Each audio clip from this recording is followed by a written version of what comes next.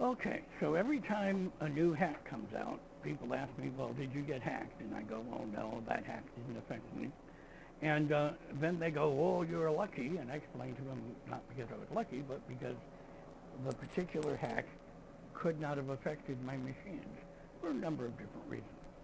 And then I have to go about explaining all the details about that particular hack and why it would not have worked on any of my computers. So I'll make a little video here trying to explain it so I don't have to keep repeating myself. All right. So to start out, we're going to log in to sagearmy.mil, right?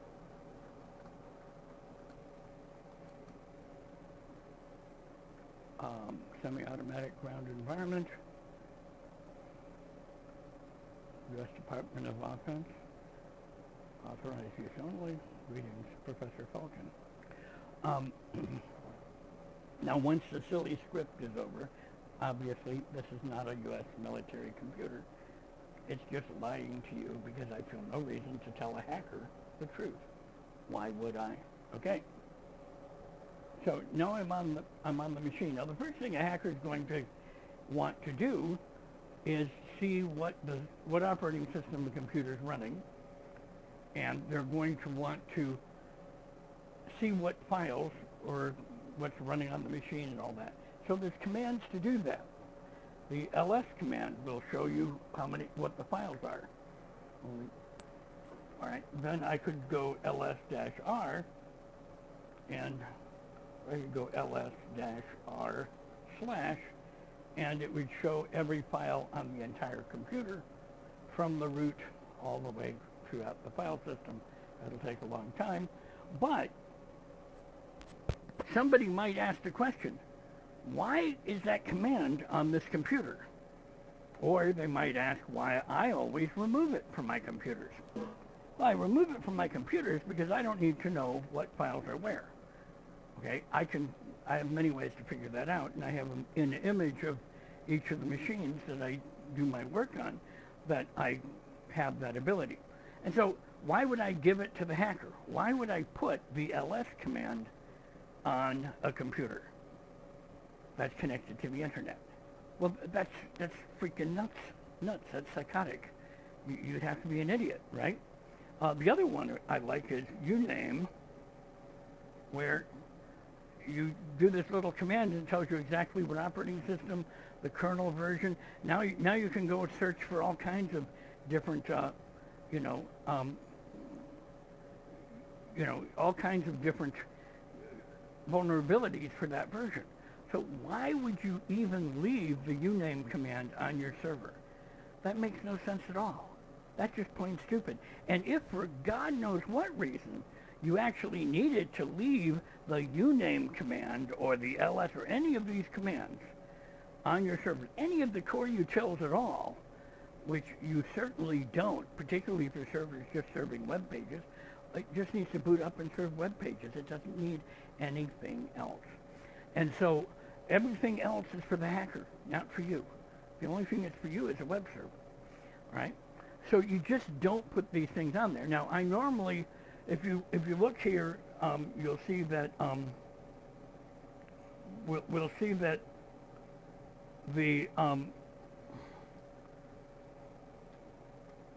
we'll see that this particular computer has lots of space on it. Well, why would I do that? Why would I be out buying a hard drive that I don't need? Tons of extra space. Okay, I do most of my, I do my logging to a remote drive, and most of the local messages go to DevNull or whatever, or they're rolled over, and I know how much space I'm going to need for them, so why would I leave extra space? I don't need it. You are actually leaving extra space on your servers for the hacker. Now you say, well, if I can't run encryption on my machines. I don't run an encryption daemon, I don't install encryption, and I don't leave enough room for somebody else who connects to it to actually install, right? And you say, but they could all apt-get aptitude, blah, blah, blah, package manager, click, click, click, bingo, bango. They put software on your machine to compress all your files and to ransom you or whatever. No, none of those things are on my servers.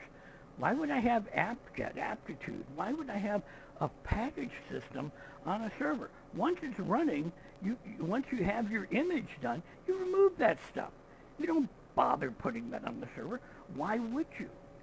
The only person who could possibly need any of that multitude of things that you have on every one of your freaking servers, the only reason anyone could need any of those things is if they're a hacker. And so if you go to, you pull up a list of all the known vulnerabilities since the beginning of time. I have a text file of them all. I think the very first one was a hack on SendMail. It was kind of interesting. You could actually send messages to the root user shell through SendMail by just putting some codes in a SendMail. It's an interesting hack. You should look at it. But the point being is that none of these things have any business being on a production server. They're not needed there. You've made your program. You've done your website. You've uploaded it all to the server, and now it's running. And people say, well, you got to have SSH running on your server. I'm like, why? I don't run SSH on any of my servers. Why would I do that? That would allow somebody to log in, right? You tell them that SSH. No. Why would you have any of those things on your machine? Okay. Do I need to log in? I'm going to make an adjustment to an image, and then I'm going to put the image on the server, and whatever mechanism by which I copy images to the server, that has to exist. Okay. And in general, if you have a management port on your server, and you can get to the keyboard access or whatever, there are ways to do that without widely opening up the server for vulnerabilities. But if you must, just do it temporarily. All right? And for God's sake, whatever you do, if you have SSH on your computer, don't call it SSH. If you have an SSH port open, don't have it be the same regular port, and have some kind of port knocking mechanism that only you know, so the SSH ain't even awake and listening until you've done your port knock, right? If you really need any of that. Now, in my case, all my servers are physically nearby. I can walk right up to them, so I don't really need remote access. But if you do, there's ways to do that. And you want the ls command? No problem. Just rename it to myls. Okay, you want uname commands, whatever. Just go into your bin and rename. Now, if you're not doing what we call a raw startup, where the machine basically initializes and executes your web server and nothing else, then you probably have thousands of silly little bizarre scripts that were given to you free with your distribution of Linux. And they will make damn sure that you can't change the name or remove any of those commands, because they're written by hackers. And you want to make damn sure that every Linux machine that exists is thoroughly hackable. Okay? And people, scientists, engineers had told, the Linux people what they were doing that was vulnerable and how not to do it, and they just nod their heads and go on because they want it to be hackable. They make millions of dollars hacking people, and that's what they have to have. But you don't have to leave all that stuff on your machine. You can boot clean. You can boot directly into the thing. Now, some people say, well, you don't even have a kernel on that machine. Well, do I need a kernel? If I'm going to serve a web page from an SD memory disk, why would I need a file system? There are no files. There are no hard drives. So you only want what you need to be in the machine. So sometimes it's a very stripped down kernel with very little. And if you're not compiling your own kernel, you're getting all kinds of crap from somebody who's probably a hacker. Because if you look at all the stuff they put in the kernel, it sure enough makes sure that there's lots and lots of opportunities for you to get hacked. So why would you do that? All right, and you look at, this is a standard installation. Um, and you can see that there's 132 things running on here. Well, it's nothing but a web page. Why would anything other than Apache be running on here, right? You run the top, and here, look at all these things. And 129 of them are sleeping. Why do we have 129 sleeping things on a computer? What is the point? If they're sleeping, they're not doing anything. Why are they even loaded? So you have 127 vulnerabilities waiting to be hacked, all for the hacker, and one process running for me. All right, you live your life before the hackers. All right, now the web www data, the Apache 2, and the MySQLD needs to be running. And there's a handful of other things that have a real purpose, but the vast majority of it doesn't even need to be running.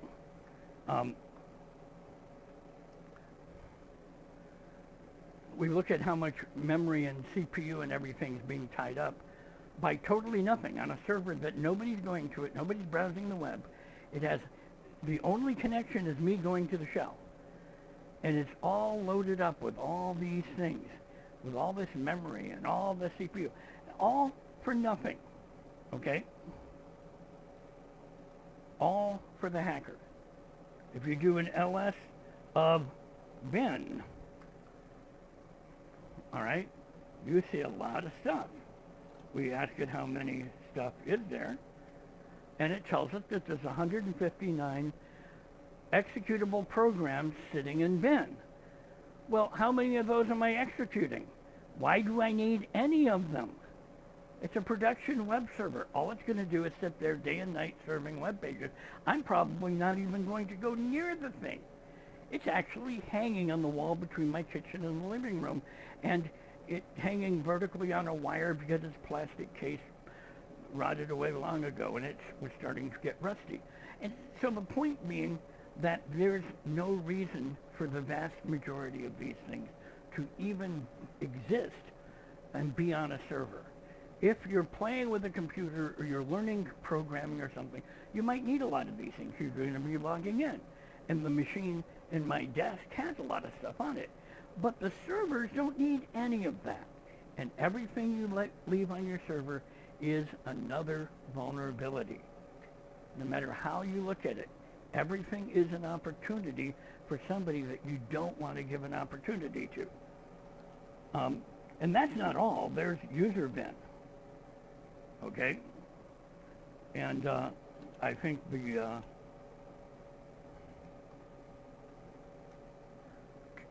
210 programs in there. And you look at their make font directory, MK, you look at some of these things might make some sense. The vast majority make no sense at all. You know, zip cloak, zip detail. Why do we want to analyze zip files? A hacker might want to do that. But why would you be leaving all that stuff on there so the hacker could use it? You know, and it even gets worse with the SBin with 256 things in there. All right?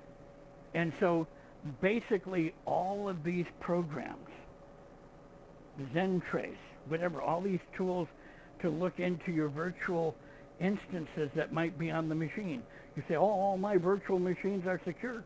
Well, if somebody hacks your machine, they've got all the tools right here to look right into the virtual machine. They can shut down the virtual machine. They can do anything. All right? And all the virtual machine file systems are accessible to the parent machine. There can never, ever be security when there's virtualization. Okay? They can mess with the grub so that their little virus is on your computer even before it boots. And you cannot see it at all and never figure out, because there's the grub command right there in front of them. Why is that there? You go, oh, grub, here's grub to boot the computer. No, you don't. Once you've installed your bootloader, you can delete grub. Grub is only there to change the bootloader, and if you're not modifying your bootloader, so who would need it? Only a hacker.